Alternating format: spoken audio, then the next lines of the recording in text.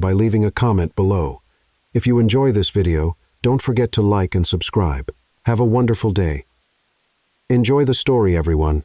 The wedding dress cost $3,000 that Ava Thompson didn't have. The cake cost $5,000. The venue decorations cost $8,000. But discovering that her fiancé was making out with her maid of honor in the bridal suite 15 minutes before the ceremony, that was absolutely priceless. Ava, I can explain. Chase attempted to step closer, still adjusting his disheveled tie, while Brooke, her best friend since 3rd grade, cowered behind an arrangement of white peonies with her bridesmaid dress completely wrinkled. Explain. Ava's voice emerged like barely contained thunder. You want to explain why you had your lips all over my best friend's face on our wedding day? The venue was packed. 200 guests were waiting just beyond those elegant French doors, including Ava's parents, who had taken out a second mortgage to pay for half this wedding, and Nana Grace, 89 years old, who had flown in from Portland just to see her granddaughter walk down the aisle. So please don't cause a scene. Chase ran his fingers through his styled hair. It was just a moment of panic. You know how anxious I get about big commitments. And Brooke was calming me down. Calming you down? Ava grabbed an ornate silver vase from the side table. I'll show you calm. That's when the bridal suite door opened and in walked a man Ava had never seen before in her life. Tall, with striking blue eyes and dark hair, wearing a custom suit that clearly cost more than her annual teacher's salary, he paused in the doorway and quickly assessed the chaos. Bride brandishing decorative weaponry, groom perspiring profusely, maid of honor sobbing behind expensive florals. Apologies for the interruption, he said with a smooth baritone that made Ava freeze mid-swing. But there are 200 people out there wondering if there's going to be a wedding ceremony or if they should head straight to the cocktail hour. Ava blinked rapidly. Who on earth are you? Someone who happened to be in the area and noticed you have a significant problem. He gestured toward Chase. Let me venture a guess.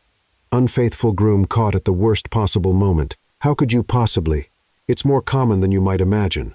The mysterious stranger leaned casually against the doorframe. So, what's your strategy? Cancel everything and disappoint your guests? Or, Ava lowered the vase, intrigued despite her rage. A confident smile spread across his face. Or you marry me instead. The silence that followed was punctuated only by Chase's strangled coughing fit. Are you out of your mind? Ava exclaimed. Actually, you obviously can't marry him. He waved dismissively at Chase. But everything's already arranged. Your guests traveled here. Your grandmother flew across the country. It would be such a waste, don't you think? You are absolutely insane. I prefer solution-oriented. He straightened his platinum cufflinks. I'm Grayson, by the way. Grayson Sterling, Ava Thompson. But that's completely irrelevant because I am not marrying a total stranger. Why not? How did marrying someone familiar work out for you? He glanced meaningfully at Chase, who had turned crimson.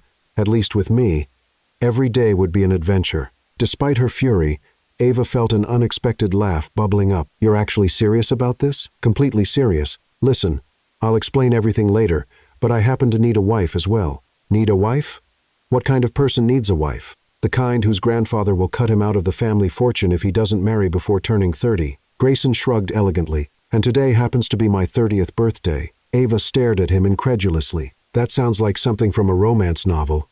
My entire existence reads like a romance novel. He extended his hand with practiced charm. So, what do you say?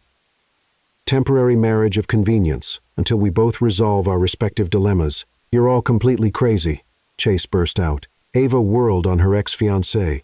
And I knew everything about you. I believed I did. But apparently you're a dishonest, cheating snake who seduces bridesmaids in wedding venues. I can absolutely guarantee I won't seduce your bridesmaid, Grayson said with complete sincerity. First, because we've never met. Second, because excessive crying is incredibly unappealing to me. Excuse me?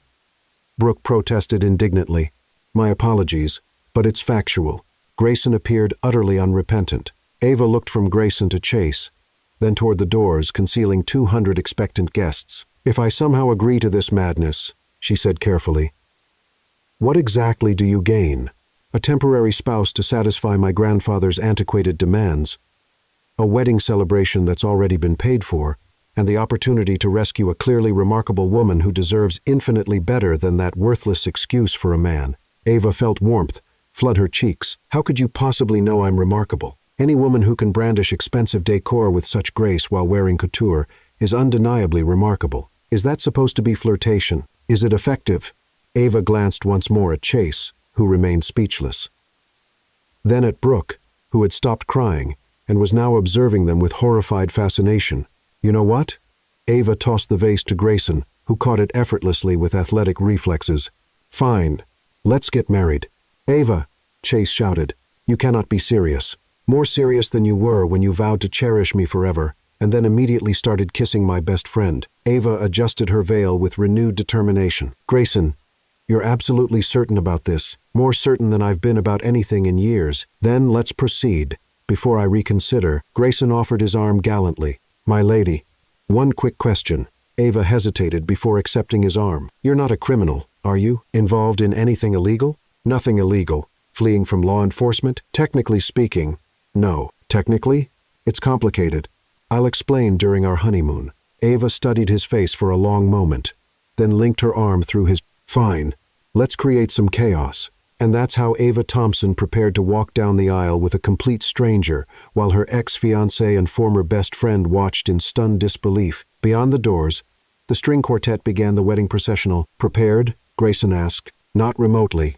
Ava smiled genuinely for the first time all day. Let's make this memorable. The doors swept open, and 200 guests turned to witness the bride accompanied by a man who was definitely not Chase. The collective gasp that rippled through the venue was audible 3 blocks away. Nana Grace, seated in the front row, nudged her neighbor and announced loudly enough for the entire assembly to hear, "Now that's what I call an upgrade." And thus commenced the most scandalous wedding in Manhattan society history. The wedding reception was in full swing, and Grayson Sterling, heir to Sterling Enterprises, a technology empire worth $2 billion, was officially married to a woman who thought his biggest concern was an inheritance-obsessed grandfather. If only she knew the truth. So, Ava said, cutting into their wedding cake while trying to process how her life had completely transformed in the span of 3 hours. Tell me about this grandfather of yours. Is he really that controlling? Grayson nearly choked on his champagne. Something along those lines. What Ava didn't know was that there was no controlling grandfather. Grayson's grandfather had passed away 6 years ago, leaving him the sole heir to one of America's largest tech conglomerates. What she also didn't know was that Grayson had been searching for her for 4 months. It had started with a coffee shop collision in Soho. Ava had been rushing to her teaching job, crashed straight into him, spilled iced coffee all over his $1,500 suit, and spent 10 minutes apologizing profusely while attempting to clean it with napkins. When he tried to get her number, she'd already vanished into the morning crowd, leaving behind only the memory of sparkling green eyes and the subtle scent of vanilla perfume. Grayson Sterling, who could acquire anything money could buy, couldn't purchase that moment back. He'd hired 2 different private investigation firms to locate the coffee shop teacher with vanilla perfume, who apologizes excessively. It had taken them 3 months to track down Ava Thompson, elementary school teacher, 28 years old, engaged to Chase Harlan, financial advisor and apparently serial cheater. The original plan had been to approach her naturally, perhaps accidentally encounter her at the same coffee shop. The plan definitely hadn't included marrying her at her own wedding after her fiancé was discovered cheating. But Grayson had built a business empire by capitalizing on unexpected opportunities. Your family seems wonderful, he said, watching Ava's parents dance to a classic jazz standard. Her father, a construction foreman with weathered hands and a genuine smile, had shaken Grayson's hand with surprising strength and said, "Anyone who can make my Ava light up like that is family to me." Her mother, a nurse who'd clearly spent months planning every detail of this wedding, had hugged him tightly and whispered, "Thank you for saving our girl's special day." They believed he was the hero of this story. "They really are wonderful," Ava agreed, then paused thoughtfully. "They're also completely broke because of this wedding. Dad took out a second mortgage to pay for half of this, and Mom worked double shifts for months to afford my dress." She gestured around the elegant ballroom crystal chandeliers, white roses everywhere, a live jazz band. "I should feel guilty about all this expense, but honestly, seeing Chase's face when we walked out married was worth every penny." Speaking of Chase, Grayson nodded toward the corner where Ava's ex-fiancé was having what appeared to be a heated argument with Brooke, both of them seemingly forgotten by the wedding guests who were too busy celebrating the unexpected bride and groom. "He doesn't appear to be handling this development well." "Good." Ava's smile was brilliantly vindictive.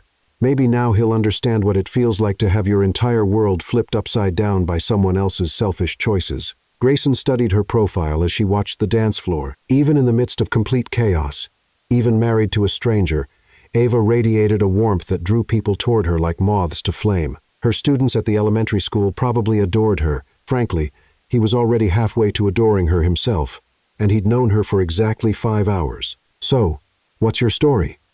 Ava turned back to him with genuine curiosity. Besides the grandfather situation, what do you do for work? This was the critical moment. He could tell her the truth that he owned tech companies, real estate developments, investment firms, that his penthouse overlooked Central Park, that the simple wedding gift he'd quietly arranged paying off her parents' mortgage, though they'd never know it came from him, was pocket change.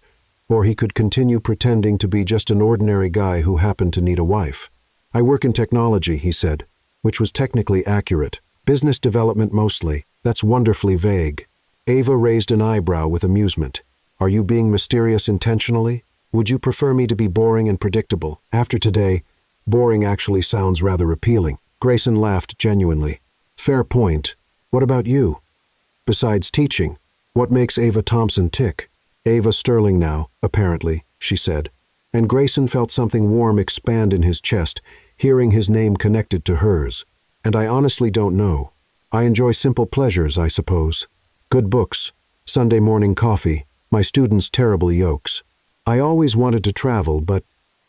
She gestured around the expensive venue. Teacher's salary doesn't exactly cover European adventures. Where would you go if money wasn't a consideration? Ava's eyes absolutely lit up. Italy, Rome, Florence, Venice. I studied art history in college before switching to education, and I've always dreamed of seeing the Renaissance masterpieces in person. She laughed self-consciously. Silly, right?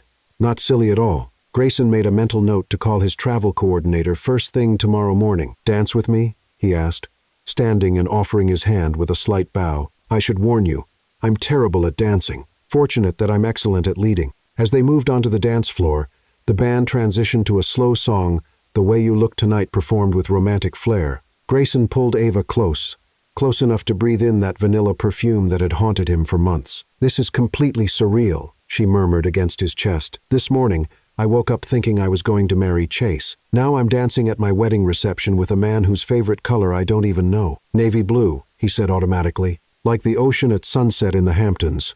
You've been to the Hamptons? Darn. That was definitely a wealthy person reference. A few times for work, he added quickly. Technology business development must pay significantly better than teaching, Ava said with dry humor. Before Grayson could respond, a commotion near the entrance caught their attention. A woman in an expensive black designer dress was arguing with venue security, gesturing dramatically and clearly demanding admittance. Oh no, Grayson muttered, recognizing the voice before he saw the face. What? Who is that? My sister, Grayson said, which was true. What he didn't mention was that Madeline Sterling was also the chief operating officer of Sterling Enterprises, and probably here to drag him back to the board meeting he'd walked out of that morning. She looks furious, Ava observed as Madeline spotted them and began marching across the dance floor like a woman with a mission. She's perpetually furious. It's her default setting. Madeline reached them just as the song ended, her perfectly styled blonde hair unmoved despite her obvious agitation. Grayson, she said in crisp, businesslike tones, we need to talk immediately. Mads, I'm at my wedding, Grayson replied, hoping Ava wouldn't notice the tension. You're what? Madeline's professionally applied makeup couldn't hide her shock. Her eyes moved to Ava, taking in the wedding dress, the ring, the way Grayson's hand rested protectively on Ava's waist. Madeline, this is Ava, my wife. The word felt both foreign and perfectly right. Ava, this is my sister Madeline. Ava extended her hand with a warm, genuine smile. It's wonderful to meet you.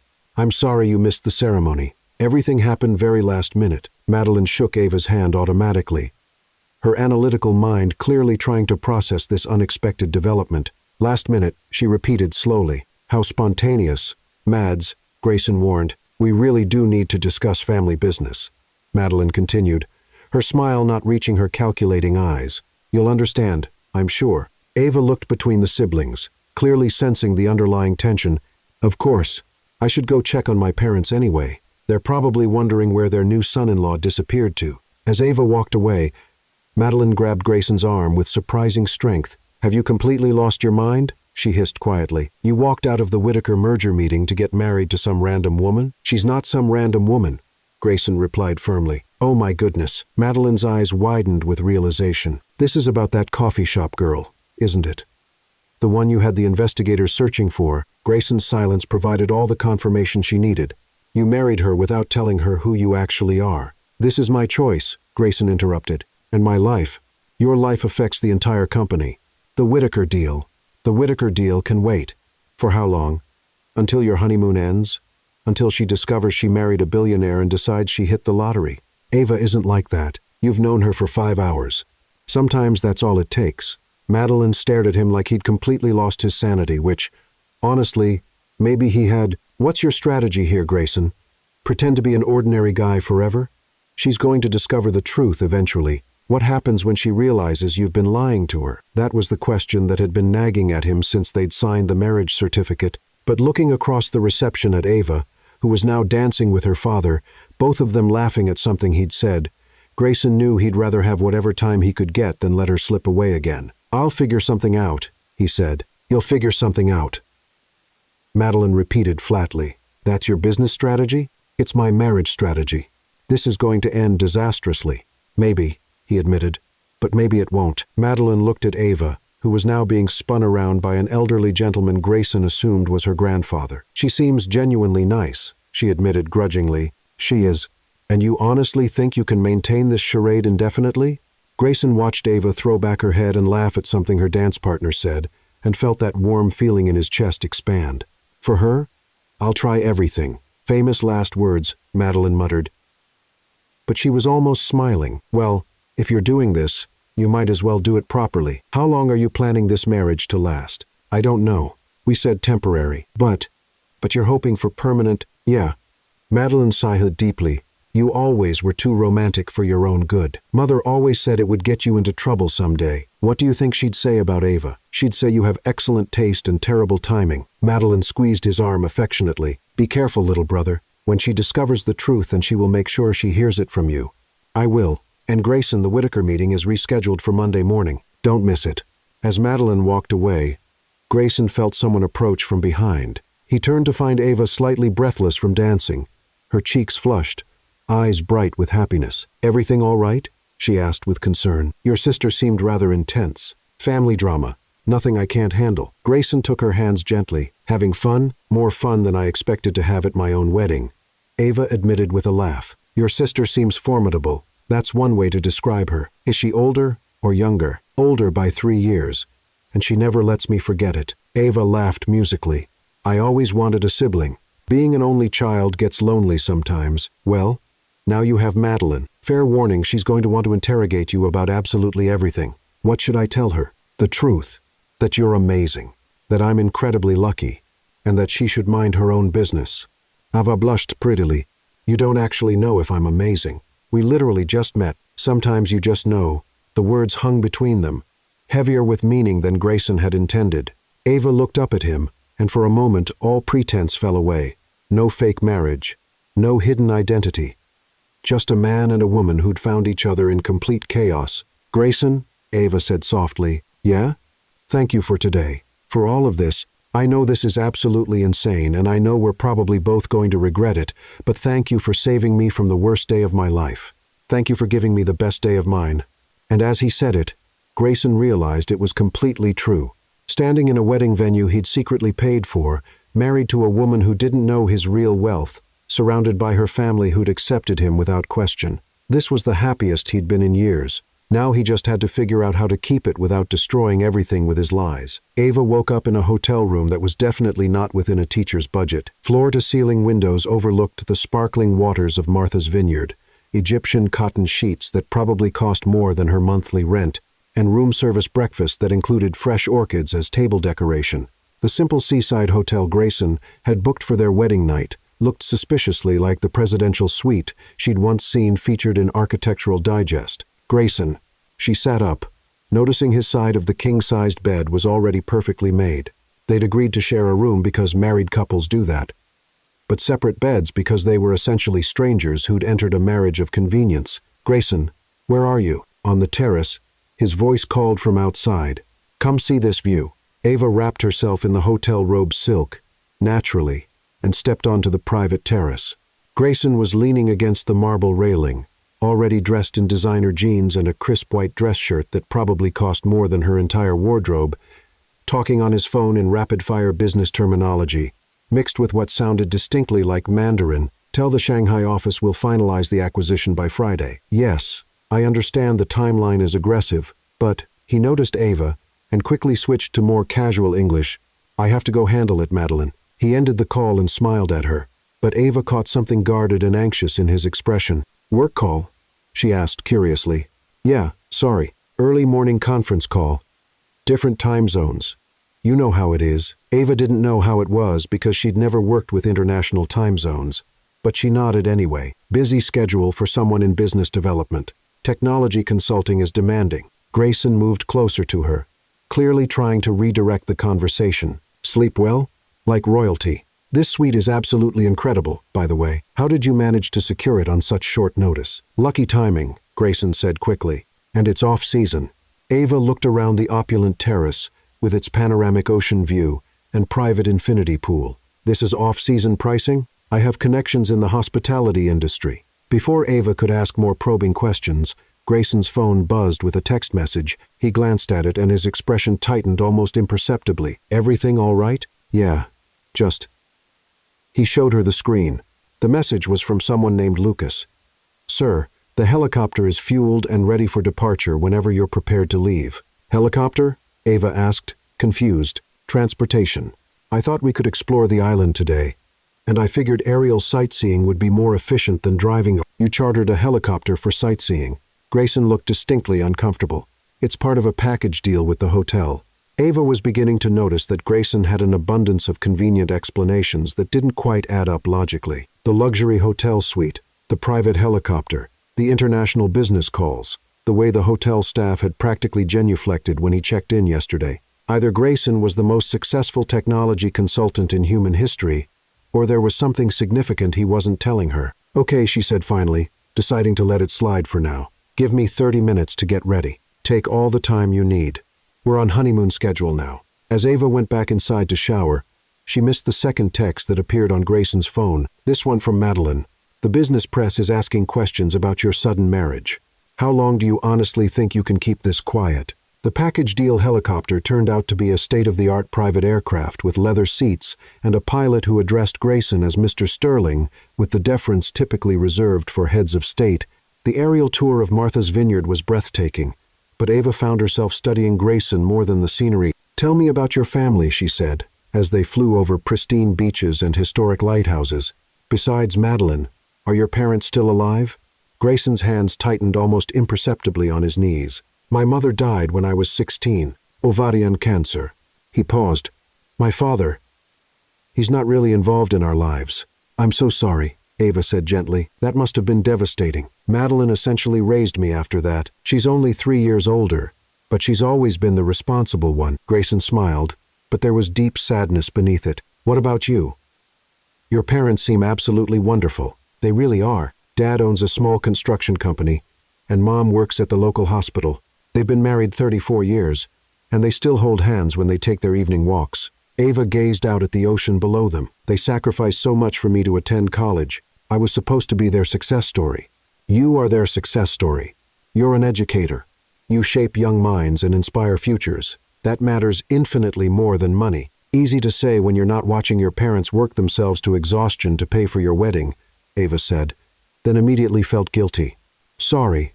That sounded bitter. No, you're absolutely right. I don't know what that kind of struggle feels like. Something in his tone made Ava look at him more carefully. What was your childhood like? Grayson was quiet for a long moment, staring out at the horizon. Complicated, he said finally. Lots of expectations.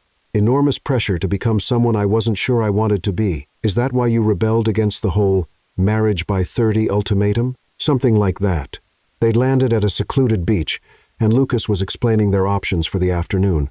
Ava let Grayson handle the logistics while she tried to piece together the puzzle of her new husband. He spoke multiple languages fluently. He was comfortable with extreme luxury, but claimed to understand financial hardship. He had business calls spanning multiple continents, but remained vague about his actual work. He'd appeared at her wedding like a guardian angel, but clearly had his own complex agenda. And despite all those contradictions, when he smiled at her, really smiled, not the careful, guarded expression he wore when discussing his work, Ava felt something flutter in her chest that had nothing to do with confusion and everything to do with genuine attraction, which was problematic, considering this marriage was supposed to be temporary. At the exclusive beachside restaurant where they had lunch, Grayson's phone rang again. "I apologize," he said to Ava. "I really need to take this." He walked several steps away, but Ava could still hear fragments of the conversation, more business terminology, more very large numbers, and what sounded like critical decision-making. Mergers should be finalized by board meeting Thursday morning. Tell the investors the acquisition parameters. Ava's business vocabulary was limited, but she caught enough to understand that Grayson wasn't just handling consulting calls. He was making major corporate decisions, the kind that involved investors and mergers and boards of directors. "Sorry about that," Grayson said, rejoining her. "Crisis at work." What kind of crisis requires investor calls on a Sunday afternoon? Grayson hesitated just long enough for Ava to know he was carefully selecting his words. International markets operate around the clock. It was clearly a deflection, and they both knew it. "Grayson," Ava said carefully, "what exactly do you consult on?" "Corporate strategy, market expansion, technology integration for companies of various sizes." That's not really an answer. Grayson looked at her for a long moment, then out at the ocean stretching endlessly toward the horizon. "Ava, can we just enjoy this today? This moment, being here together. Can we not worry about work complications or what happens next? Can we just be a couple on their honeymoon in one of the most beautiful places on earth?" Ava wanted to press further. Every instinct she possessed was telling her that Grayson was concealing something significant, but she also saw something vulnerable in his expression, something that reminded her that whatever his secrets were, he'd rescued her from the absolute worst day of her life. "All right," she said finally, "just for today." The relief on Grayson's face was so obvious that Ava almost regretted agreeing. What exactly was he so afraid of telling her? They spent the afternoon acting like normal tourists. They strolled through charming Edgartown, browsed art galleries in Oak Bluffs, and shared ice cream while watching the sunset from a historic lighthouse. Grayson was charming and attentive, making Ava laugh with stories about his travels, which seemed remarkably extensive for a consultant, and asking thoughtful questions about her students and her teaching philosophy. By evening, Ava had almost forgotten her suspicions. Almost. They were having dinner at an upscale waterfront restaurant when Ava's phone buzzed with a call from her best friend since college, Sophie. "I need to take this," Ava told Grayson. "Sophie is probably dying to know what happened after, you know." She answered the call as she stepped onto the restaurant's deck. "Ava Marie Thompson. What in the world happened?" Sophie's voice was loud enough to be heard across the harbor. "Sterling," Ava corrected automatically. "Ava Sterling now." "Right. Because you married a complete stranger. Are you out of your mind? Are you safe? Do I need to call the FBI?" "I'm fine, Soph. I'm in Martha's Vineyard, actually. Martha's Vineyard on your honeymoon, with the mystery man who appeared at your wedding like some kind of romance novel hero." Ava glanced back at the restaurant where Grayson was waiting patiently at their table, scrolling through his phone with a slight frown. "It's complicated." "Complicated? How?" "Ava, I've been doing research. Nobody knows anything about this Grayson Sterling. Chase is telling everyone you've lost your mind and married a complete stranger. Chase can choke on his own opinions. Fair point. But seriously, what do you actually know about this guy? Where does he work? Where does he live? Does he have money? Because, sweetie, you're staying at the Ocean House." Ava's blood turned to ice water. "How do you know that?" "Because Brooke posted about it on social media. She's been stalking your wedding guests online, don't ask me why. And someone posted a picture from your hotel. Ava, do you know how much it costs to stay there?" "Tell me," she said weakly. $3,000 per night for a standard room. The presidential suite, which is what it looks like you're in, based on the background of that photo, $8,000 per night. Ava's knees nearly buckled. "That's impossible. Plus, someone saw you getting into a private helicopter this morning." "Ava, who is this guy?" Ava looked through the restaurant windows at Grayson, who was now on another phone call, gesturing emphatically as he spoke. Even from a distance, she could see the authority in his posture, the way he commanded attention. "I don't know," she whispered. "What do you mean you don't know? You married him. I mean, I don't actually know. He says he works in technology consulting. But..." Ava thought about the helicopter, the suite, the way hotel staff treated him. The international business calls. Soph, I think he might be lying to me. About everything. There was a pause. Honey, what are you going to do? I'm going to find out the truth. Be careful, Ava. If he's lying about who he is, there might be a reason. After ending the call, Ava stood on the deck for several minutes, trying to process everything.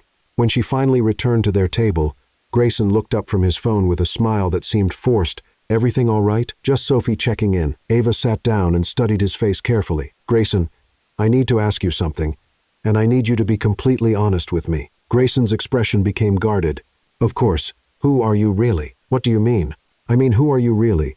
Because technology consultants don't typically stay in $8,000 a night hotel suites or charter private helicopters for sightseeing. Grayson was very still for a moment. Ava, are you wealthy? Define wealthy. That's not an answer.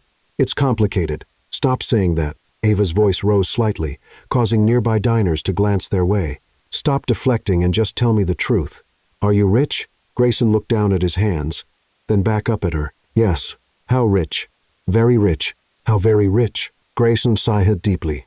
Billionaire rich. Ava stared at him. Billionaire. Yes. With a B. Yes. And you didn't think to mention this? I was going to tell you. When? After our fake marriage became real?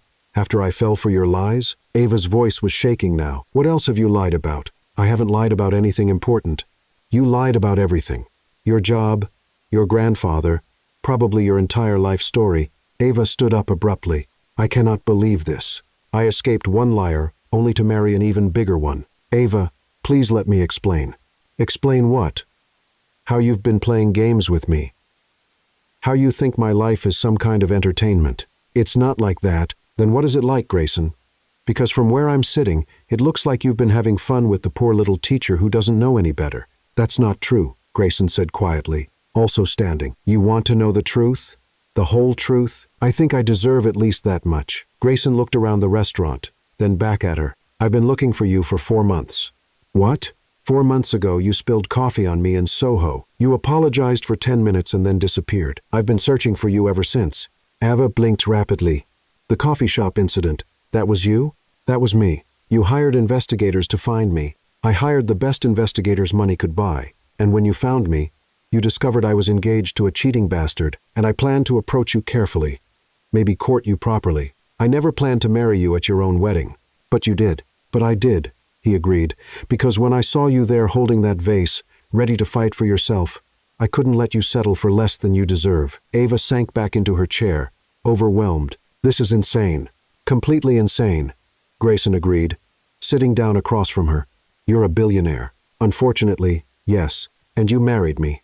Best decision I've ever made. We're complete strangers. Are we, though?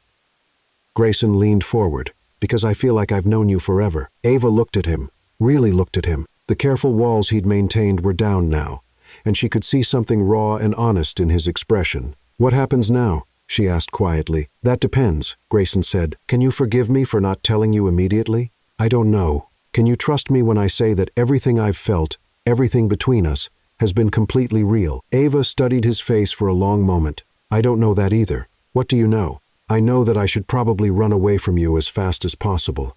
But I also know that despite everything, I've never felt more alive than I have in the past 2 days. Grayson reached across the table and took her hand gently. So what do we do? Ava looked down at their joined hands, then back up at his face. We figure it out, but no more lies about anything. No more lies, Grayson agreed. And you explain everything. Your business, your family, your life, everything. And Ava, yeah? If you ever lie to me again, billionaire or not, I will destroy you. Grayson smiled, and for the first time since she'd known him, it was completely genuine. I wouldn't expect anything less.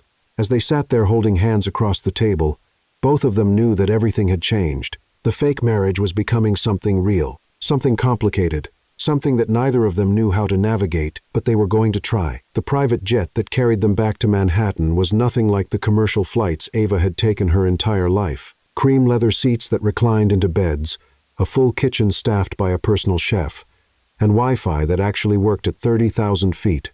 As she sipped champagne that probably cost more than her monthly grocery budget, Ava tried to reconcile this reality with the man sitting across from her, typing furiously on his laptop. Grayson Sterling, millionaire. Her husband.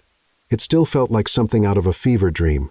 So, she said, setting down her crystal flute, tell me about your empire. Grayson looked up from his screen where she could see what appeared to be financial reports with very large numbers.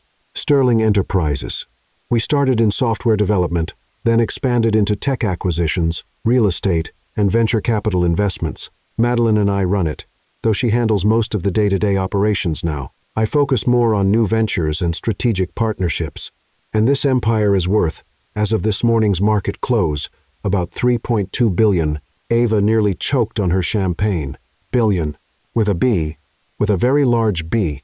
And you were just going to not mention this. Grayson closed his laptop and leaned forward. Ava, you have to understand. When you're this wealthy, people treat you differently. They see dollar signs instead of a person. They want things from you, or they're intimidated by you, or they assume you're some kind of spoiled rich boy who's never worked for anything. Aren't you a spoiled rich boy? Grayson's laugh was bitter. My father abandoned us when I was 12. Left Mom with massive debts and a failing company. Madeline was 15. I was 12. And we were about to lose everything. Mom worked herself to death, literally trying to keep us afloat. Ava's expression softened. Grayson, when she died, Madeline and I inherited a company that was 3 months from bankruptcy. We could have sold it, taken what little money was left, and lived normal lives. Instead, we decided to fight. Madeline handled the business side while I taught myself everything I could about technology and innovation. We worked 18-hour days for years, sleeping in the office, eating ramen noodles, and slowly building it back up. That's incredible. It's also why I don't tell people immediately, because the moment they know, everything changes. They stop seeing Grayson and start seeing Grayson Sterling, CEO. Ava was quiet for a moment, processing this. Is that what you thought I would do? No, Grayson said immediately. That's why I wanted to tell you properly, in my own time, because I could see that you're different. You care about your students more than your salary. You sacrifice your dreams for your family. You married a stranger rather than disappoint your wedding guests. You're not motivated by money or status, but you still lied to me. I withheld information. There's a difference. Is there, though?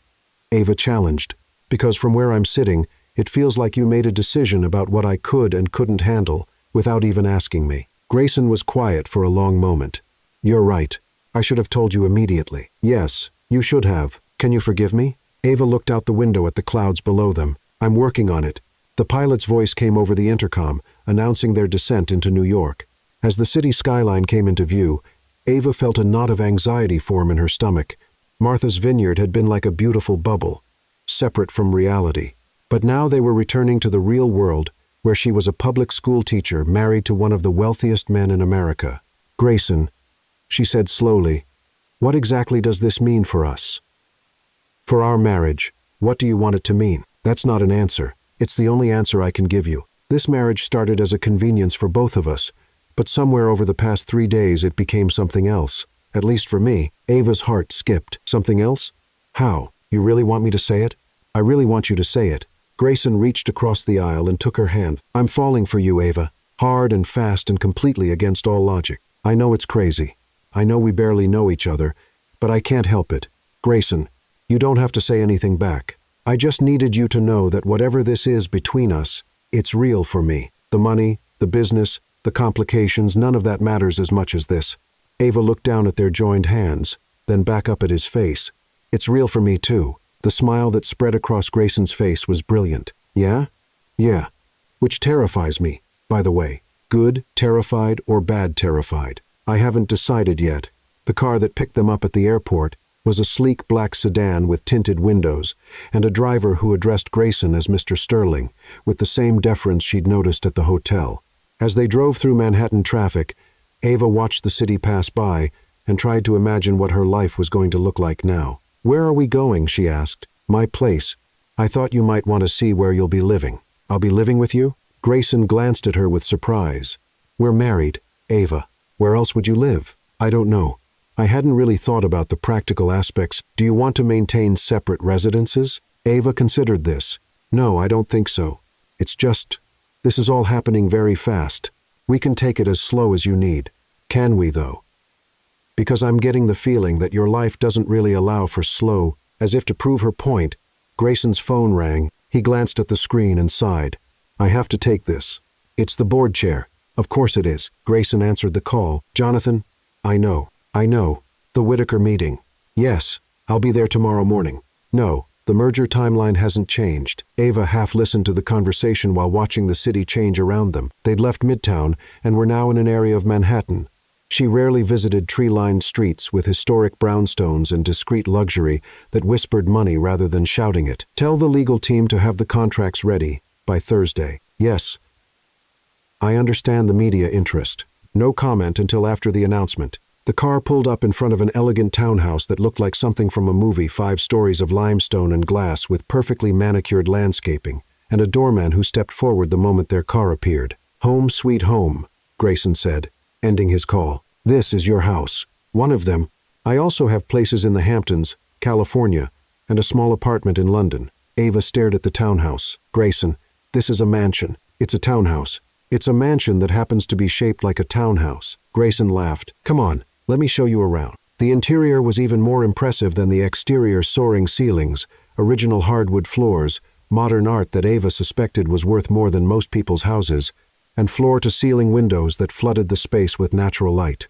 It was elegant and sophisticated, but somehow still felt warm and lived in.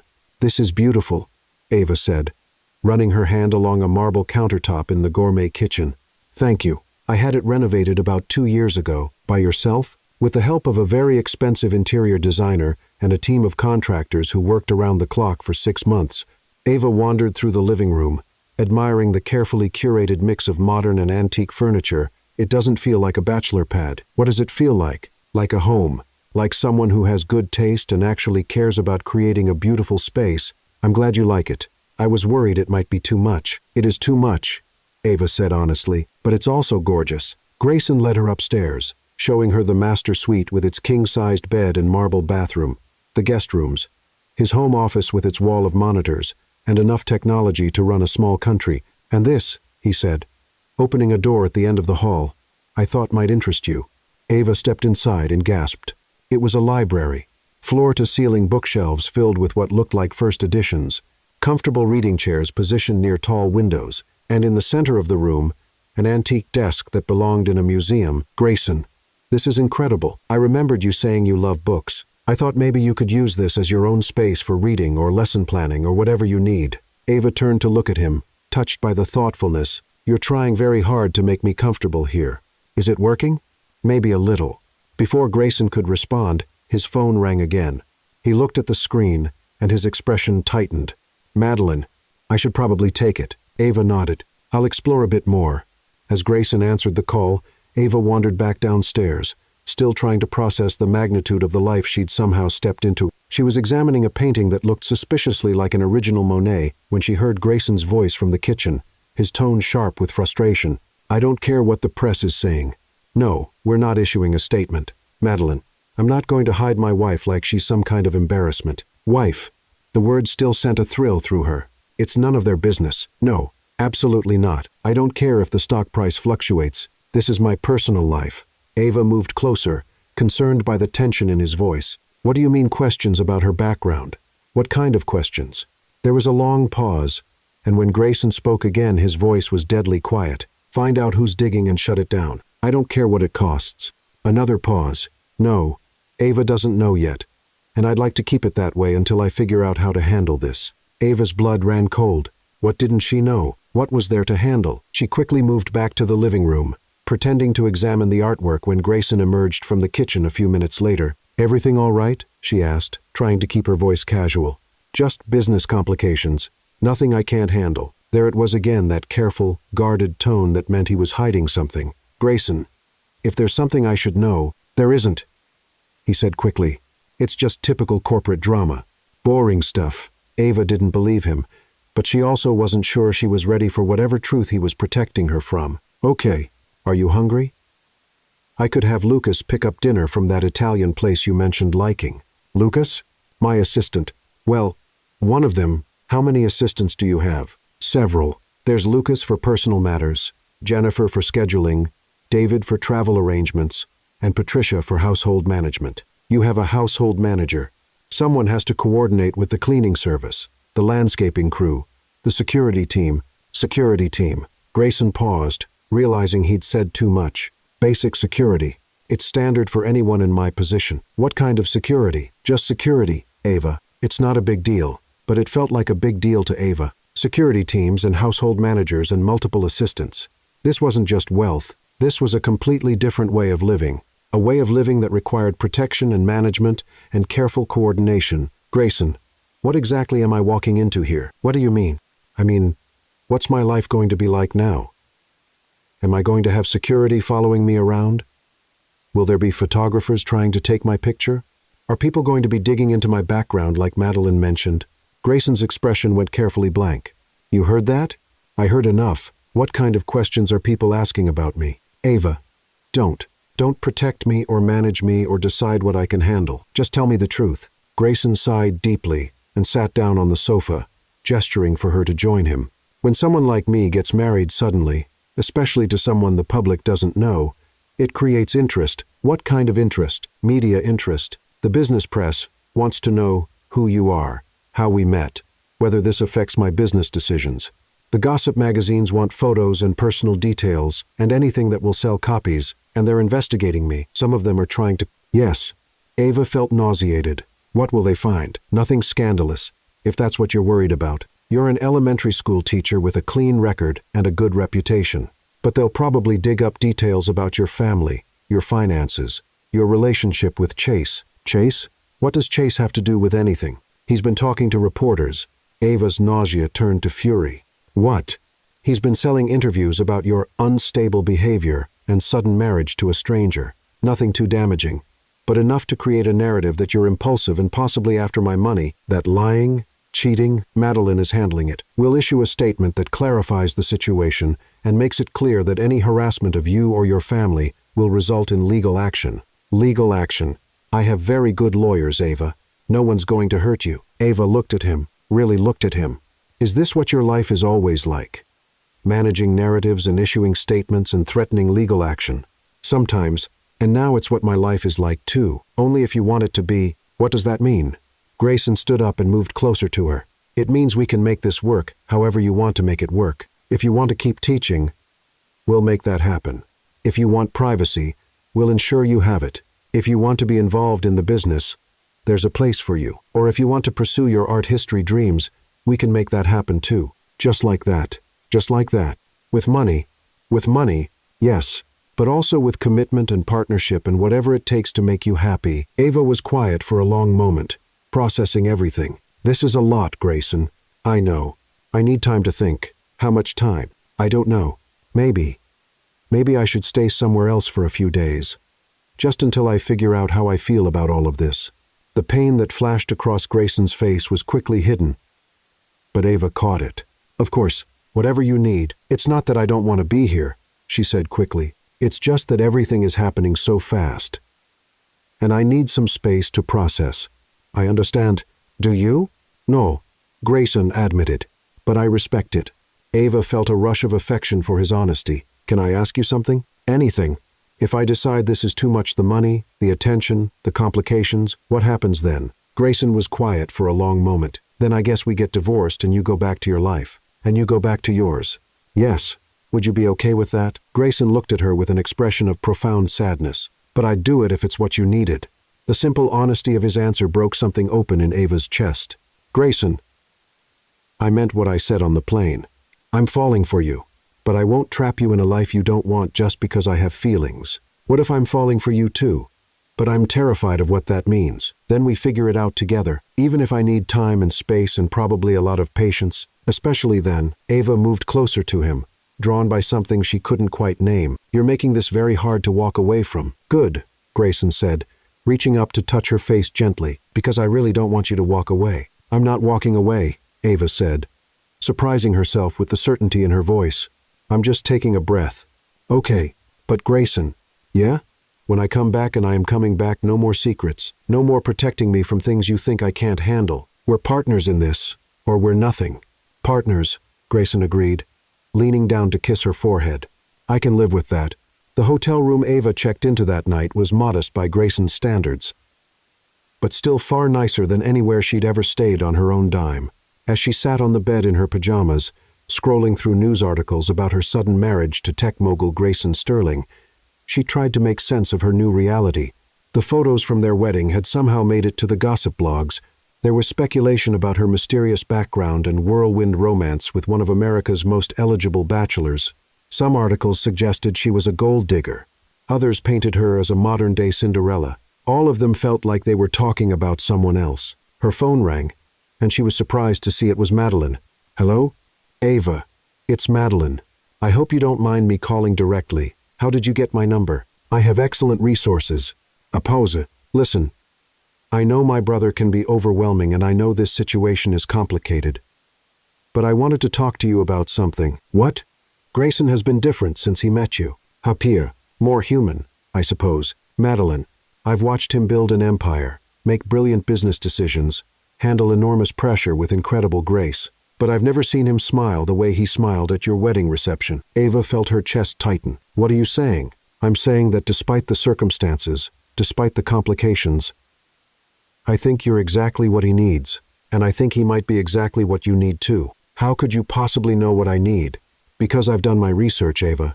You're a teacher who gave up her dreams to help her family. You're loyal to a fault, intelligent, and brave enough to marry a stranger rather than settle for a cheater. You're also probably the first woman Grayson has met who isn't interested in his money." "I'm interested in his money," Ava said honestly. "I'd be lying if I said the financial security wasn't appealing, but it's not why I married him." "Why did you marry him?" Ava was quiet for a moment. "Because when he smiled at me, I felt like I could be anyone, like I was worth saving." "And how do you feel now?" "Terrified, excited, overwhelmed, like I'm standing on the edge of a cliff and I can either jump or step back, but I can't stay where I am." "What are you going to do?" "I'm going to jump," Ava said, surprising herself with the certainty in her voice. "Good," Madeline said, and Ava could hear the smile in her voice. "He's worth it. Trust me." "How can you be so sure?" "Because despite everything, the money, the business, the complications, when Grayson looks at you, he looks like he's finally found something worth more than his empire." After Madeline hung up, Ava sat in the quiet hotel room for a long time, thinking about empires and partnerships, and the difference between being saved and saving yourself. Finally, she picked up her phone and typed a text to Grayson. "I'm ready to come home, but we're doing this my way." His response came back immediately. "Any way you want. Always." Ava returned to Grayson's townhouse the next morning to find him pacing in the kitchen, still wearing yesterday's clothes, his hair disheveled like he'd been running his hands through it all night. The moment he saw her, relief flooded his face so completely that Ava felt her heart skip a beat. "You came back," he said, his voice rough with exhaustion, and something that sounded like wonder. "I said I would. People say a lot of things." Ava set down her overnight bag and studied his face. "Have you slept at all?" "Not really. I kept thinking you might change your mind. About coming back. About all of it." Ava moved closer to him, noting the vulnerability in his expression, the way he was holding himself like he was braced for impact.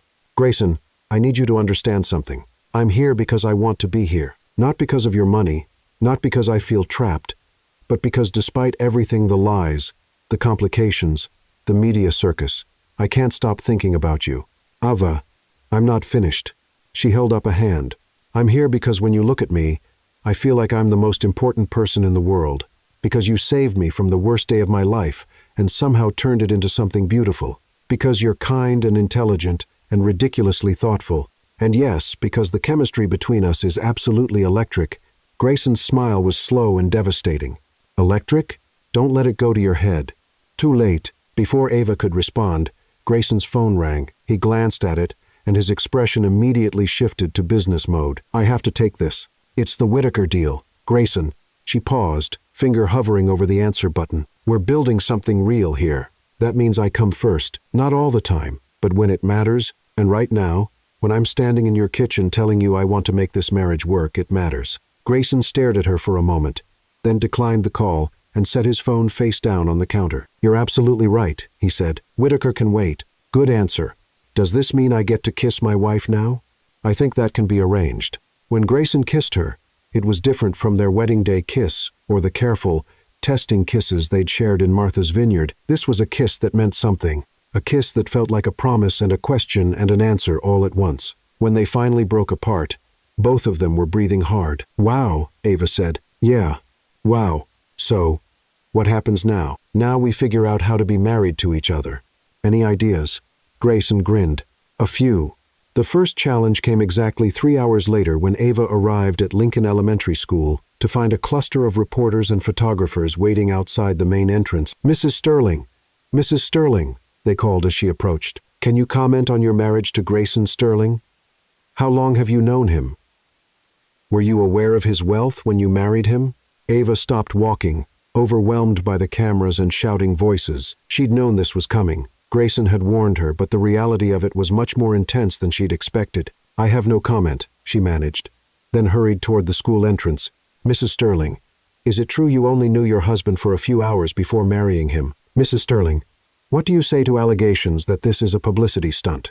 The school security guard, Mr. Patterson, appeared at her elbow and helped escort her inside, but Ava could still hear the reporters calling questions through the glass doors. "You okay, Mrs. Thompson?" he asked, then caught himself. "Sorry, Mrs. Sterling. I'm fine, Mr. Patterson. Just adjusting." Her principal, Dr. Elena Rodriguez, was waiting in the main hallway with a concerned expression. "Ava, I need to speak with you." "My office?" As they walked through the familiar hallways, Ava noticed students and teachers stealing glances at her, whispering to each other. The news of her marriage had clearly spread through the school like wildfire. "Close the door, Doctor," Rodriguez said once they reached her office. Ava sat down in the chair across from the principal's desk, the same chair she'd sat in during her job interview 3 years ago. It felt like a lifetime ago now. "I'm going to be direct, Doctor," Rodriguez said. "The school board is concerned about the media attention. We've had 17 phone calls this morning from reporters wanting comments about you, and there are photographers outside the building. I'm sorry about that. I never intended. I know you didn't. But Ava, this is a public elementary school. We can't have this kind of circus disrupting our students' education." Ava felt her stomach drop. "Are you firing me? I don't want to. You're an excellent teacher, and the kids love you. But the board is meeting tonight to discuss the situation, and I wanted to give you a heads up. What can I do? Honestly, I don't know. This is unprecedented." Ava left the meeting feeling sick. Teaching was more than just her job. It was her identity, her purpose, her connection to the world outside of Grayson's rarefied existence. The thought of losing it because of media attention made her want to scream. Her phone buzzed with a text from Grayson. "How's your first day back? Everything okay?" She typed back, "Can we talk?" "There's a problem." His response was immediate. "On my way." Grayson arrived at the school 20 minutes later, looking like he'd dropped everything to get there, which Ava realized he probably had. The reporters immediately swarmed him as he got out of his car, but he moved through them with practiced ease, offering no comments and maintaining a polite but distant expression. "Mr. Sterling, Mr. Sterling, can you tell us about your whirlwind romance? Is your wife pregnant? Is that why you married so quickly? What does this marriage mean for Sterling Enterprises?" Grayson ignored all of them and walked straight into the school where Mr. Patterson was waiting to escort him to Dr. Rodriguez's office. Ava was already there, looking pale and stressed. The moment Grayson saw her expression, his jaw tightened. "What happened?" he asked, sitting down beside her. Rodriguez explained the situation, while Grayson listened with growing anger. By the time she finished, his expression was thunderous. "Let me see if I understand this correctly," he said, his voice dangerously quiet. "You're considering firing my wife because reporters are interested in her personal life. Mr. Sterling, I understand your frustration, but do you? Because from where I'm sitting, it sounds like you're punishing Ava for something that's completely outside her control. The disruption to our students will end the moment the reporters realize there's no story here. Ava is a teacher. She goes to work. She teaches children. She goes home. That's not exactly front-page news. With respect, Mr. Sterling, your marriage is front-page news. Our marriage is our private business. Not when cameras are outside our school." Grayson was quiet for a moment, and Ava could practically see him thinking through options. When he spoke again, his tone was measured but firm. "Rodriguez, what would it take for you to feel comfortable with Ava continuing to teach here?" "I'm not sure that's possible." "Everything is possible. What would it take?" Rodriguez looked between Ava and Grayson, clearly weighing her options. "The media attention would need to stop completely." "Rodriguez, I don't think you understand the extent of my resources. By tomorrow morning, there will be no reporters outside your school. By the end of the week, this story will be old news. Ava will continue teaching. Your students will be undisturbed. And everyone wins. How can you guarantee that?" Grayson's smile was sharp. Because I have something much more interesting to offer them than my wife's teaching schedule. After they left Dr. Rodriguez's office, Ava followed Grayson to his car, where they sat in the parking lot, while the remaining reporters snapped photos through the tinted windows. "What did you mean back there?" she asked. "About having something more interesting to offer them?" Sterling Enterprises is about to announce a major acquisition, something that will actually affect stock prices and employment numbers and all the things business reporters actually care about. I'll give them exclusive access to that story in exchange for leaving you alone. You do that for me? Ava, I do a lot more than that for you. She stared at him, overwhelmed by the casual way he wielded his power and influence. This is what I meant about your world being different from mine. You can just make problems disappear. Some problems. Not all of them. But this one? Yes. Ava was quiet for a moment, processing. What if I don't want you to fix this for me? Grayson looked surprised. What do you mean? I mean, what if I want to handle this myself? What if I don't want to be the wife who needs her powerful husband to solve her problems? Ava, this isn't about your capability. This is about using available resources to solve a problem efficiently. For you, maybe. For me, it's about maintaining my independence and self-respect. Grayson turned in his seat to face her fully. Okay, how do you want to handle it? I don't know yet, but I want to try my way first before we bring out the big guns. And if your way doesn't work, then we'll talk about Plan B. Grayson nodded slowly. Fair enough. But Ava, yeah? Your independence is one of the things I love most about you. But partnership means you don't have to handle everything alone anymore. There's a difference between being rescued and being supported. I'm still figuring out that difference. We both are. That evening, they had dinner at a small Italian restaurant in Ava's old neighborhood. It was the kind of place where the tables were too close together, and the wine came in glasses that didn't match. Nothing like the five-star establishments Grayson was probably used to, but he seemed genuinely relaxed, charming the elderly waitress and asking thoughtful questions about Ava's students. Tell me about your favorite kid. He said over pasta that was good but not extraordinary. I'm not supposed to have favorites, but you do. Ava smiled. There's this little girl, Lily. She's 7, and she's been through more trauma than most adults. Her mom is a single parent working 3 jobs, and Lily basically raises herself and her little brother, but she comes to school every day with this incredible determination to learn everything she can. Sounds like someone else I know. She reminds me that education can be transformative, that sometimes school is the one stable, safe place a kid has. Is that why you became a teacher? To be that stable place? Partly. And because I love watching kids discover they're capable of more than they thought. There's this moment when a concept clicks, and their whole face lights up, and you can see them realizing they're smart and capable and worthy. Grayson reached across the table and took her hand. You're incredible, you know, for doing my job, for choosing a job that matters, for caring about kids who aren't even yours, for sacrificing your own dreams to make sure other people can pursue theirs. Ava felt tears prick her eyes. Grayson, I mean it. You talk about Lily like she's a hero for surviving and thriving despite her circumstances. But you've done the same thing. You've taken every obstacle life threw at you and turned it into motivation to help other people. That's what people do. They survive and they help each other. No, Ava, that's what good people do. That's what you do. They were interrupted by a young woman approaching their table with obvious nervousness. Excuse me, she said, addressing Ava. I'm sorry to bother you, but aren't you Mrs. Sterling? I saw the story online. Ava tensed, expecting more questions about her marriage or her husband's money. But the woman surprised her. I just wanted to say thank you. You taught my daughter Emma 2 years ago, and you changed her life. She was struggling so much with reading, and you stayed after school with her every day for months until she caught up. She's in 4th grade now and reading above grade level. Ava's face lit up. Emma Martinez, how is she? She's wonderful. She wants to be a teacher now. Just like you. She says you taught her that being smart isn't about being perfect. It's about never giving up. After the woman left, Grayson was looking at Ava with an expression she couldn't quite read. What? She asked. Nothing.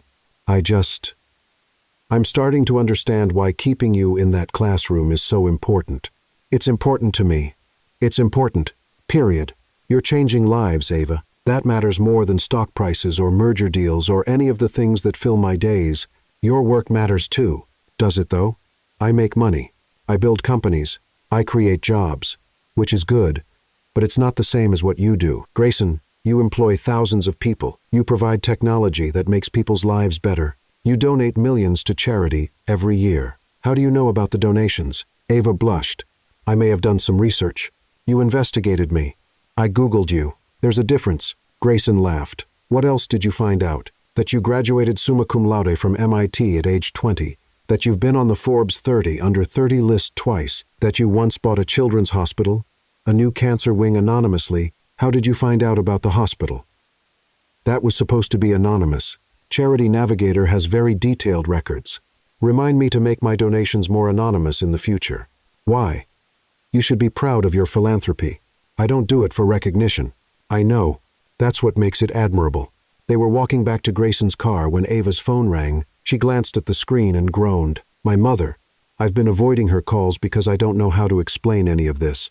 Maybe it's time to stop avoiding. Ava looked at him, then answered the call. Hi, Mom. Ava Marie Thompson.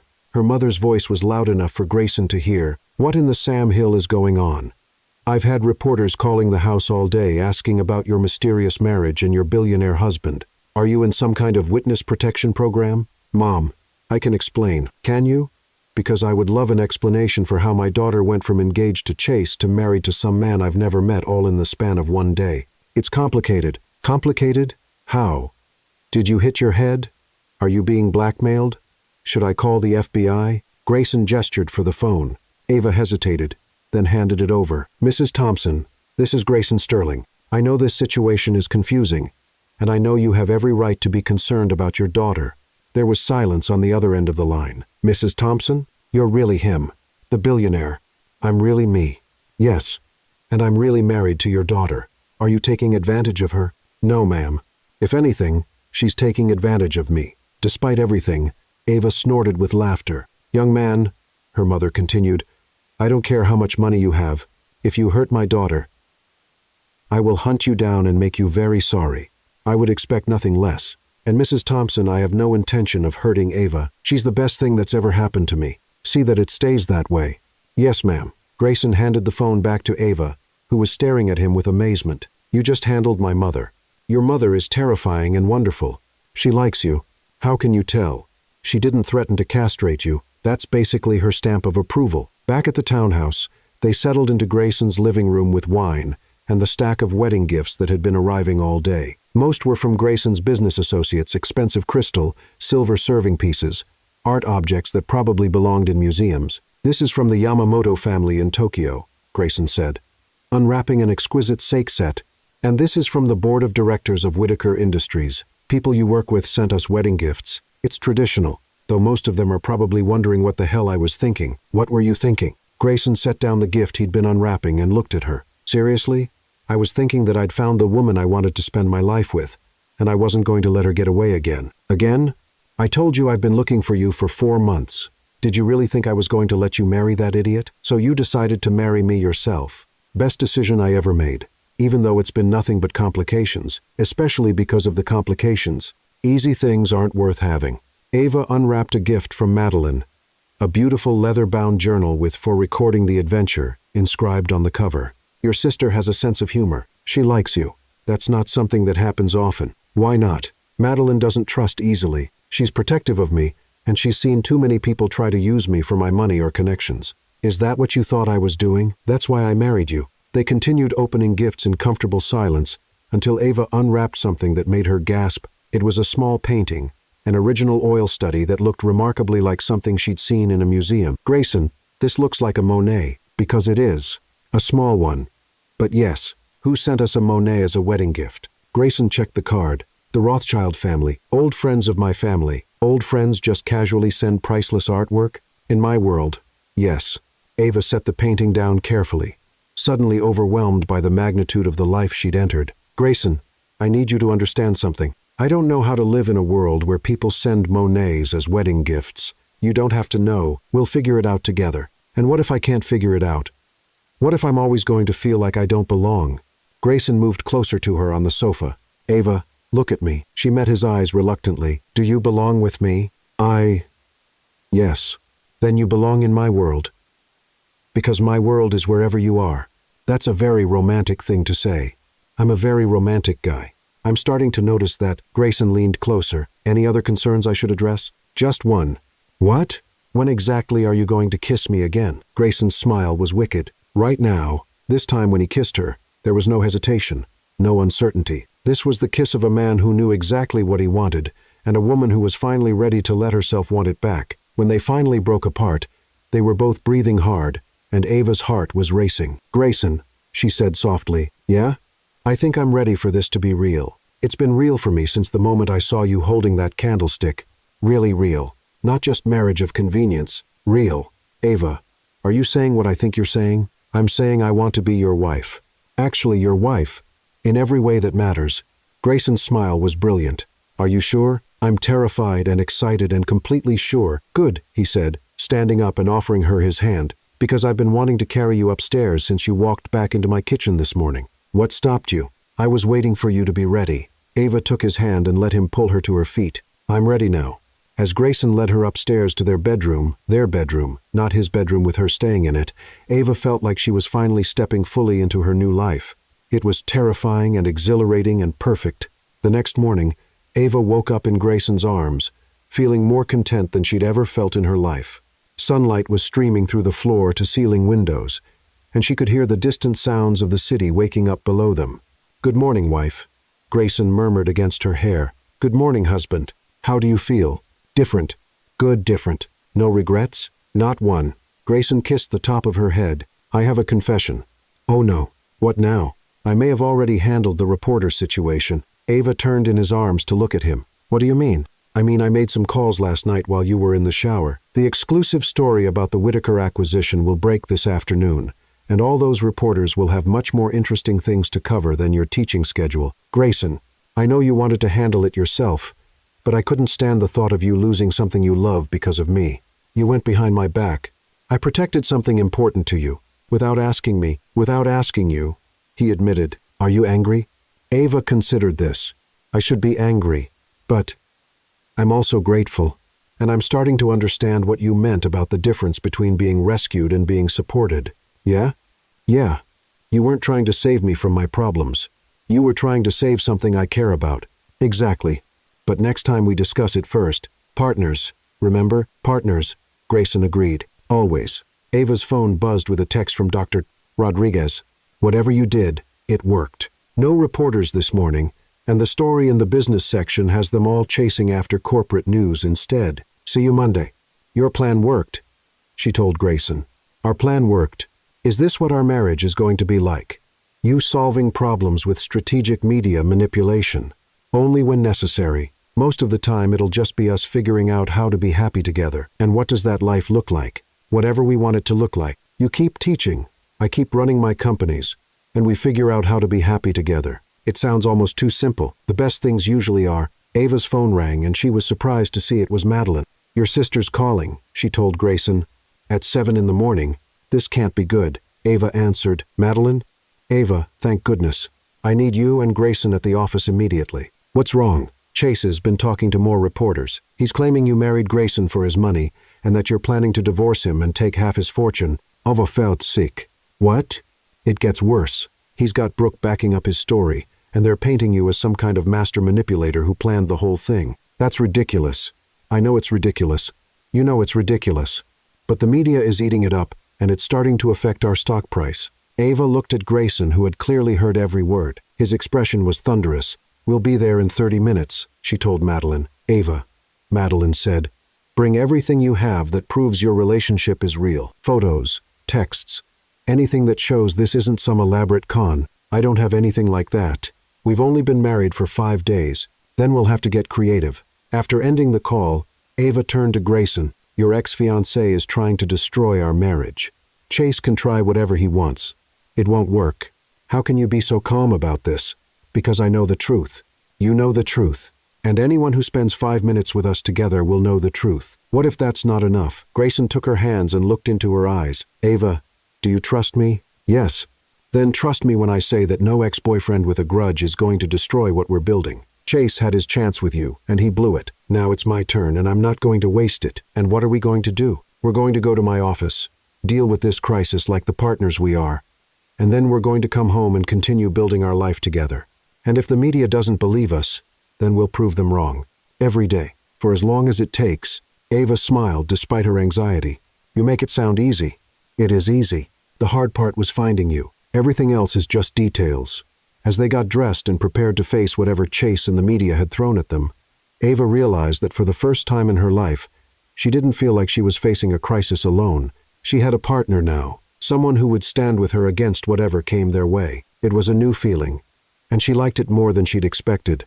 Sterling Enterprises headquarters occupied 47 floors of gleaming steel and glass in the heart of Manhattan's financial district. As Ava and Grayson's car pulled up to the building, she could see reporters and camera crews already stationed outside, their equipment creating a small city of media on the sidewalk. "This is insane," Ava murmured, watching a reporter check her makeup in a compact mirror, while her cameraman adjusted his equipment. "This is Tuesday," Grayson said grimly. "In my world, this level of media attention comes with the territory. Your world is exhausting." "Our world," he corrected gently, "and yes, it can be." The car pulled into an underground garage, allowing them to avoid the media circus above.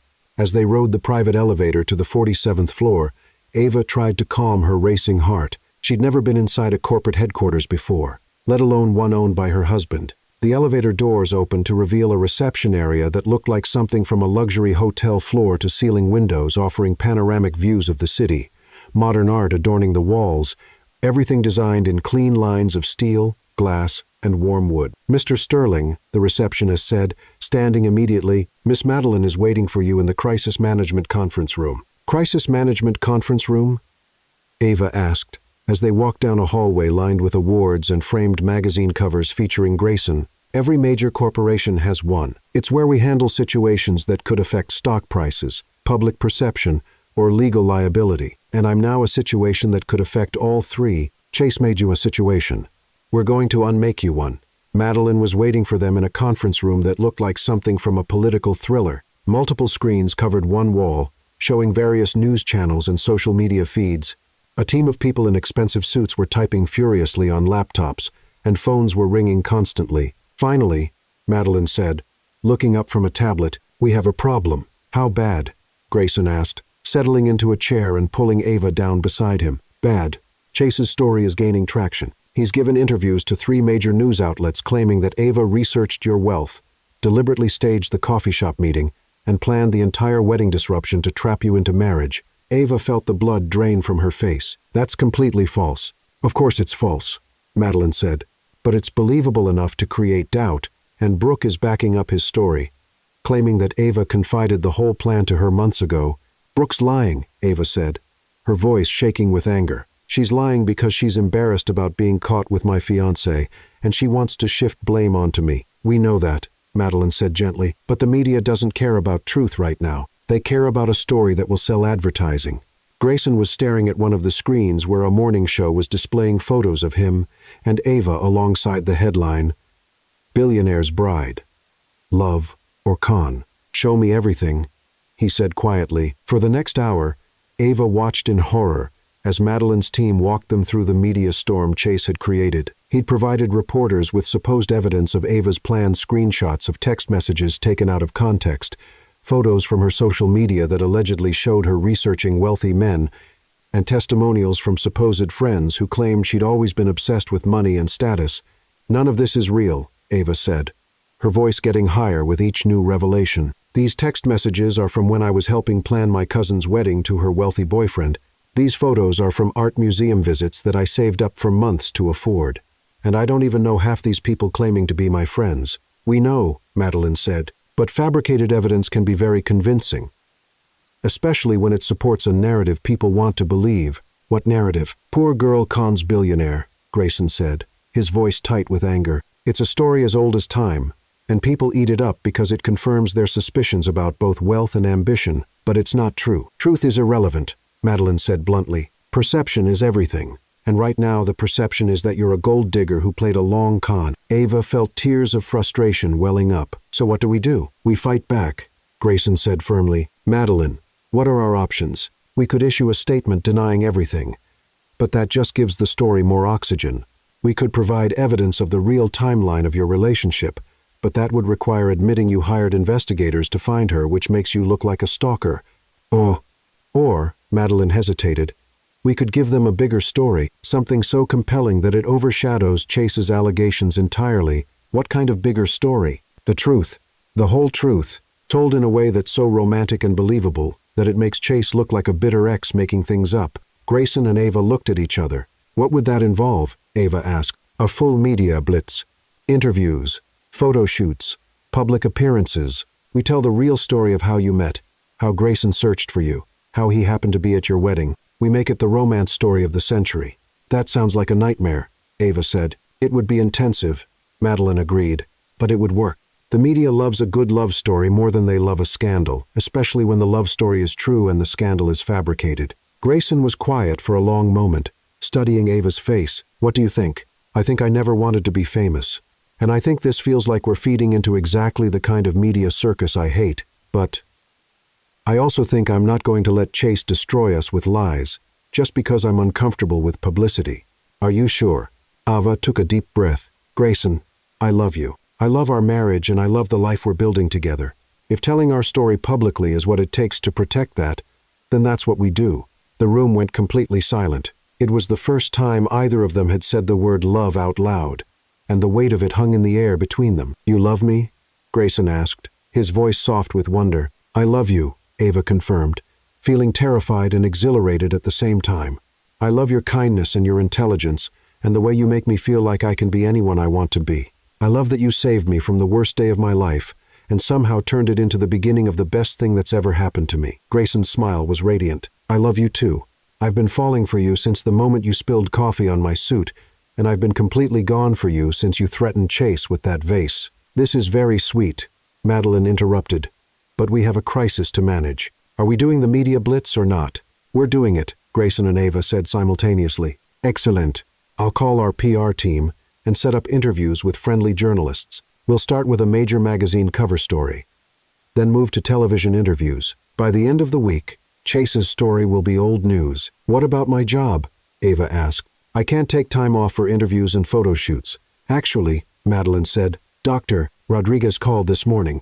The school board has decided to place you on administrative leave until this media situation resolves itself. Ava felt like she'd been punched in the stomach. They fired me? They placed you on leave, Madeline clarified. It's temporary and it's paid. But yes, they don't want media attention disrupting the school. So Chase gets what he wanted, Ava said bitterly. He succeeded in destroying my career. Only if we let him, Grayson said firmly. Ava, what if I told you we could use this situation to create something even better? What do you mean? I mean, what if instead of just defending ourselves, we went on the offensive? What if we used this media attention to launch something meaningful? I'm not following. Grayson turned to Madeline. What's the status on the Education Foundation? The Sterling Foundation for Educational Excellence. It's been approved by the board, and we have $50 million in initial funding. We've been looking for the right person to run it. Grayson turned back to Ava. What if that person was you? Me? Think about it. You're a teacher who understands what schools really need. You have first-hand experience with underfunded classrooms and overworked educators. You could create programs that actually make a difference. Grayson, I don't know anything about running a foundation. You know about education. Everything else can be learned. Ava stared at him. You're offering me a job running a $50 million foundation. I'm offering you a chance to change the world for kids like Lily. To be the kind of support system for other teachers that you never had. And coincidentally, it makes me look less like a gold digger and more like a serious professional. That's a bonus, not the motivation. Ava looked around the conference room at Madeline and her team of crisis managers. At the screens showing her face on news channels across the country. A week ago, she'd been an anonymous elementary school teacher planning a simple wedding. Now she was the center of a media storm, married to a billionaire, and being offered the chance to run a major foundation. This is insane, she said. Completely insane, Grayson agreed. But it's also an opportunity to turn something destructive into something meaningful. What if I'm not good at it? What if you're incredible at it? Ava thought about Lily and her other students, about all the teachers she knew who were struggling with inadequate resources and impossible expectations. She thought about the difference $50 million could make in the right hands. Okay, she said. Let's do it. All of it. The interviews, the foundation, the whole thing. Are you sure? I'm terrified and excited and completely sure. Let's show Chase and everyone else exactly who Ava Sterling really is. The next week was a whirlwind of activity that left Ava feeling like she was living someone else's life. Madeline had arranged interviews with 3 major magazines, 2 television shows, and 1 high-profile podcast. Professional stylists appeared at the townhouse to help Ava choose outfits that would photograph well. Media trainers coached her on how to speak naturally while being recorded. And through it all, Grayson was by her side, holding her hand through every interview and photo shoot. The first major piece was a cover story for Vanity Fair titled The Real Ava Sterling, From Teacher to Philanthropist. The photographer Annie Leibovitz herself spent an entire day capturing intimate moments between Grayson and Ava in their home at Lincoln Elementary School and walking through Central Park. "Tell me about the moment you knew she was the one," the journalist Amanda Richardson asked Grayson during their interview. "The coffee shop incident," Grayson said immediately. "She was so flustered and apologetic, spending 10 minutes trying to clean my suit with napkins while apologizing profusely. Most people in her situation would have been defensive or dismissive, but Ava was genuinely distressed that she'd inconvenienced me. And then when I tried to ask for her number, she was already gone. I spent the next 4 months trying to find her. You hired private investigators. I hired the best investigators money could buy. I couldn't stop thinking about her. That's either very romantic or very stalking adjacent," Amanda said with a laugh. "It felt romantic to me," Ava interjected. "When he told me he'd been looking for me, it was like something out of a fairy tale." "And the wedding day, Grayson. What were you doing at Ava's wedding?" "Pure chance," Grayson said. "I was meeting with a potential business partner at the venue's restaurant when I heard the commotion. I went to investigate and found Ava holding a vase like a weapon, looking absolutely magnificent in her fury." "You proposed marriage to a stranger." "I proposed marriage to the woman I'd been searching for 4 months. The fact that she was having the worst day of her life and needed a way out just gave me the perfect opportunity." "Ava, what was going through your mind when this stranger offered to marry you?" "Honestly, I thought he was insane, but I was also thinking that my life had just exploded. And sometimes when everything falls apart, the only thing to do is jump into something completely new. Do you regret it?" Ava looked at Grayson, who was holding her hand and smiling at her with obvious adoration. "Not for a single second," she said. "Marrying Grayson was the best decision I ever made." The interview continued for hours, covering everything from their honeymoon in Martha's Vineyard to their plans for the Education Foundation. By the time it was over, Ava felt like she'd been turned inside out and examined under a microscope. "How do you think we did?" she asked Grayson as they drove home. "I think we told our story honestly, and that's all we can do. What if people don't believe us? Then, they don't believe us. But Ava, anyone who reads that interview is going to see 2 people who are genuinely in love. The chemistry between us is impossible to fake. Is it obvious? The way you look at me, the way I look at you. Yeah, it's pretty obvious." The television interviews were more challenging. The hosts were professional but persistent, asking pointed questions about the timeline of their relationship and the allegations Chase had made. "Let's address the elephant in the room," said Sarah Morgan, host of Good Morning America. "Chase Harlan, your ex-fiancé, has made some serious allegations about your motivations for marrying Grayson. He claims you researched his wealth and planned this entire scenario. What's your response to that?" Ava had practiced this answer with the media trainers, but it still felt surreal to be discussing her personal life on national television.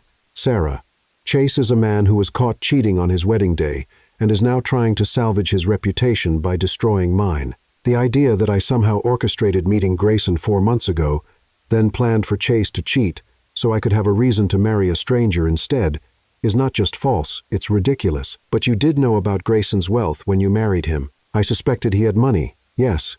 The way he carried himself, the way hotel staff treated him, it was obvious he wasn't just an ordinary business consultant.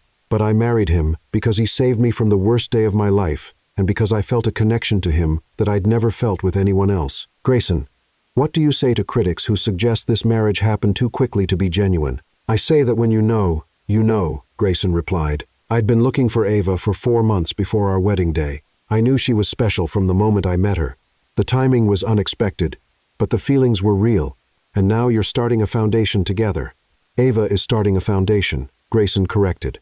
"I'm providing funding and support, but she's the one with the vision and expertise to make it work." "Ava, tell us about your plans for the Sterling Foundation for Educational Excellence." This was the part Ava was most excited about. "We're going to focus on 3 main areas: providing resources directly to underfunded schools, supporting teacher professional development, and creating innovative programs that help students who are struggling academically or dealing with difficult home situations." This is quite a career change from elementary school teacher. It's an expansion, not a change. I'm still going to be working with teachers and students just on a larger scale. And everything I learned in my classroom is going to inform how we approach this work. By the time all the interviews aired, public opinion had shifted dramatically. The morning shows were running segments about America's most romantic love story, and social media was flooded with supporters using hashtags like Team Ava and Real Love. Chase's allegations were being dismissed as the bitter rantings of a jilted ex, especially after several of his supposed sources were revealed to be fake accounts created specifically to support his story. "It's working," Madeline announced during their daily crisis meeting. "Chase's story is falling apart, and your story is resonating with people. The foundation announcement has generated enormous positive coverage, and there are already wealthy donors calling to offer additional funding. So we're in the clear?" Ava asked. "You're in the clear," Madeline confirmed. "In fact, you're becoming something of a media darling. 3 publishers have reached out about book deals. And there's talk of a documentary. A documentary about what? About your love story. About the foundation. About the modern American dream." Ava looked around the conference room that had become so familiar over the past week. "A week ago I was nobody. Now people want to make documentaries about me. A week ago you were a teacher who was about to marry the wrong man," Grayson said. "Now you're a philanthropist who's married to the right one. That's a story worth telling." 3 weeks later, Ava stood in the ballroom of the Plaza Hotel, surrounded by hundreds of people who had come to the launch party for the Sterling Foundation for Educational Excellence. She was wearing a stunning emerald green gown that Grayson had chosen because it matched her eyes, and she felt like she was living in someone else's life. Mrs. Sterling, a woman in an expensive suit, approached her. "I'm Margaret Thornton from the Thornton Family Foundation. We'd love to discuss a partnership opportunity." "Mrs. Sterling," said another guest, "I represent the Gates Foundation. We're very interested in your innovative approach to educational support." Ava smiled and made polite conversation, but she kept scanning the room for Grayson. She found him near the bar, deep in conversation with a group of serious-looking men in tuxedos. "Excuse me," she said to Margaret Thornton. "I need to check on something." She made her way across the ballroom, stopping to greet guests and accept congratulations on the foundation launch. When she finally reached Grayson, he immediately wrapped an arm around her waist and pulled her into the conversation. "Gentlemen, I'd like you to meet my wife, Ava Sterling, the founder and director of our Education Foundation." "Mrs. Sterling," said one of the men, "we were just discussing your plans for teacher training programs. Very impressive work. Thank you. I'm excited to get started." After the men moved on, Grayson leaned down to whisper in her ear. "How are you holding up? I feel like I'm in a dream. A really good dream, but still a dream. Want to know a secret? Always. I feel the same way. 6 weeks ago, I was a workaholic bachelor with no idea what I was missing. Now I'm married to the most incredible woman I've ever met, and she's about to change the world.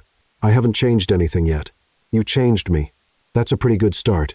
Before Ava could respond, Madeline appeared at their side with a tablet in her hand. "Sorry to interrupt," she said, "but there's something you both need to see."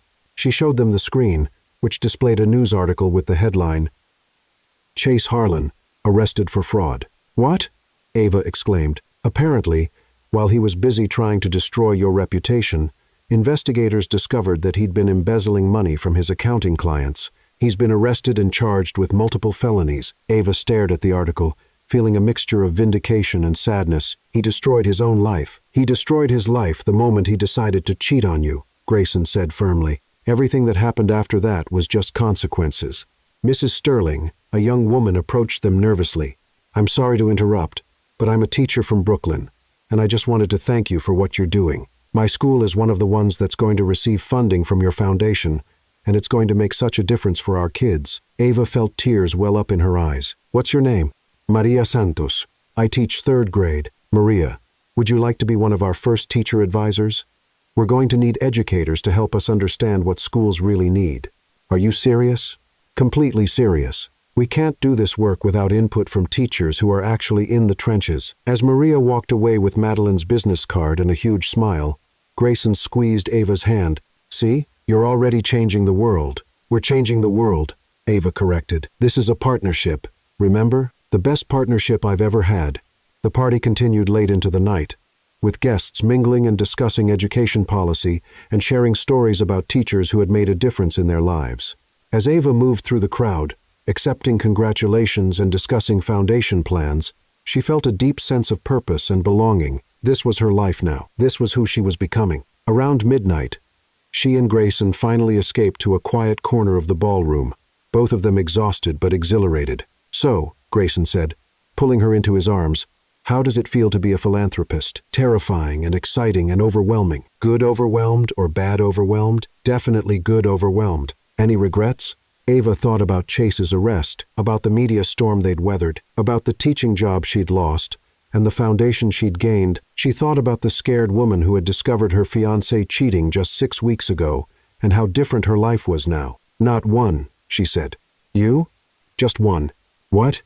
"I regret that it took me 4 months to find you after the coffee shop. Think of all the time we wasted. We weren't ready for each other 4 months ago. I was engaged to someone else, and I was just a workaholic billionaire with commitment issues. And now I'm a philanthropist, married to a reformed workaholic billionaire with excellent taste in wives." Grayson laughed. "I do have excellent taste in wives. Just the one wife." "I hope. Just the one wife," he confirmed, leaning down to kiss her. Forever. As they kissed in the corner of the ballroom, surrounded by the sounds of their launch party and the city beyond, Ava realized that this was what happiness felt like, not the simple contentment she'd thought she wanted with Chase, but the complex, challenging, exhilarating happiness that came from building something meaningful with someone you loved. "Grayson," she said against his lips. "Thank you." "For what?" "For seeing me, for finding me, for saving me from a life that would have been perfectly fine but never extraordinary. Thank you for letting me find you. For taking a chance on a crazy stranger with a fake marriage proposal. Best fake marriage ever. Best real marriage ever."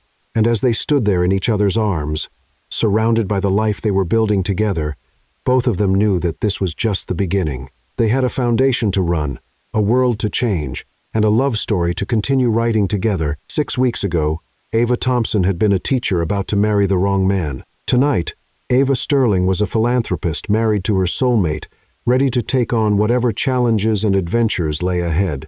It had been, without question, the most extraordinary transformation of her life. And the best part, they were just getting started. Epilogue. 1 year later, the Sterling Foundation for Educational Excellence had funded programs in over 200 schools across the country. Ava's book, From Classroom to Boardroom, A Teacher's Guide to Educational Philanthropy, had topped the New York Times best seller list for 6 weeks, and their first wedding anniversary was being celebrated with a quiet dinner at the same Italian restaurant where they'd had their first real conversation as a married couple. "To us," Grayson said, raising his wine glass. "To us," Ava agreed, clinking her glass against his. "Any regrets after a full year of marriage?" "Just one." "What?" "I regret that we didn't take more photos at our actual wedding. All the pictures are of other people's reactions to our surprise marriage. We can fix that." "How?" Grayson smiled and pulled a small velvet box from his pocket. "Grayson, what are you doing?" "Ava Sterling, will you marry me again?"